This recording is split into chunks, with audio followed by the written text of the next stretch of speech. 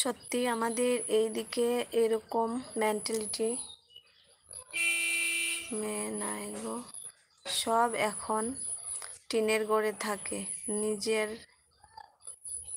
বাপ এমন দেখায় যে কত কোটি টাকার মালিক।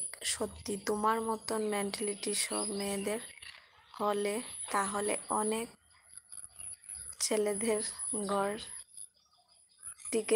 টিকে যেত। হ্যাঁ, একদম ঠিক বলেছ।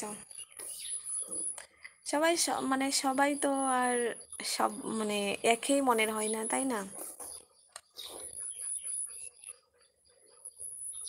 আমি ওকে বলি তো কোনো মানে ও অনেক সময় আর কি, মানে আমার হাজব্যান্ড ও অনেক সময় মানে ভাবে আর কি, তোমাকে এনেছিলাম যে সুখ দেব বলে, কিন্তু আমি পারছি না। আমি মানে ও নিজেকে অনেকটা দোষ দেয় যে আমার কপালটা এতটাই পোড়া যে আমি তোমাকে শুধু কষ্টই দিই। সত্যি কথা কি জানবে, আমার ঘরে না না কারেন্ট না জল, মানে কিছুই নেই, খুব কষ্টে আছি। মানে খুবই কষ্টে বলতে পারবো না। আর এখন কতটা গরম তাই জানো তো। তো রাতের বেলা মানে ও আমাকে বাতাস করে, সত্যি মানে কি বলবো। কিন্তু ও যখন বলে যে আমার কপালটা মানে খুবই খারাপ, তোমাকে সুখ দিতে পারি না, তো আমি সেটাই বলি যে আমি অনেকটা সুখে আছি। আর আমার টিনের ঘর নয়, এটাই আমার রাজমহল, একটা মেহেল। মানে আমি আমার মতো করে গুছিয়ে নিয়েছি। আর যদি তুমি গিয়ে রাস্তায় বসো, রাস্তায় থাকো, আমিও রাস্তায়ই থাকবো।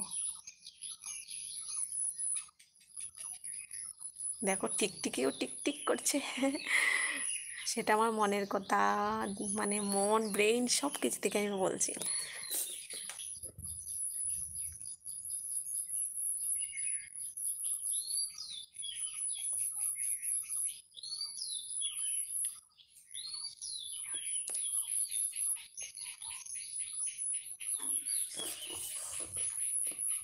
যাকে এত কথা বলছি, আপনার সাথে তোমার হাজবেন্ড দেখলে কিছু